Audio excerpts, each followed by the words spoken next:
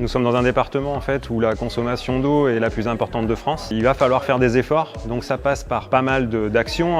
Une première action, réduction des fuites sur les réseaux. Et la deuxième action importante, c'est de réduire nos consommations. Et donc l'atelier d'aujourd'hui s'inscrit dans cet objectif. L'idée, c'est d'arriver à travers une adhésion de la population dans ces éco-gestes. Mon rôle aujourd'hui était de rappeler au grand public ce qu'est un arrêté sécheresse, ce qu'il compose et ce qu'il suppose en termes de mesures de restriction.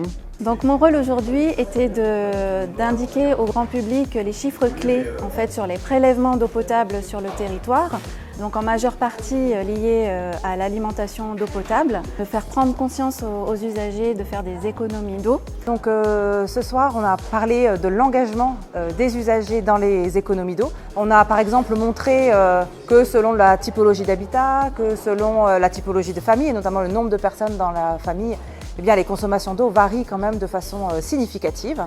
Et puis on a parlé du potentiel d'économie d'eau d'un certain nombre de dispositifs. Alors moi de mon côté j'ai évoqué le phénomène de la sécheresse mais du point de vue du sociologue et donc je me suis posé la question dans une étude comment les Français se sont appropriés et ont vécu ce phénomène de sécheresse de 2022 qui est justement en train de motiver, changer les envies d'économiser et de préserver la ressource en eau.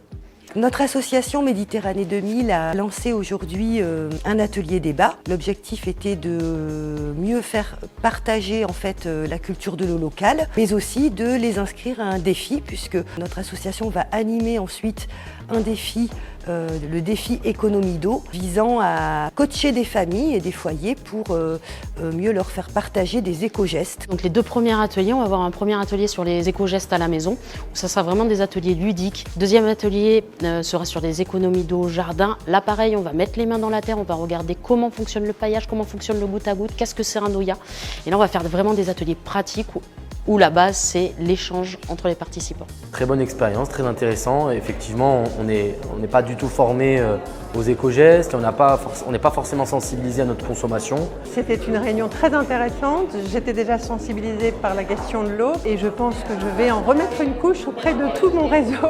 C'est toujours bon de réentendre des messages qu'on connaît parfois et puis on découvre de nouvelles choses, on prend conscience aussi du fait qu'on est tous acteurs par rapport à cette démarche d'économie d'eau.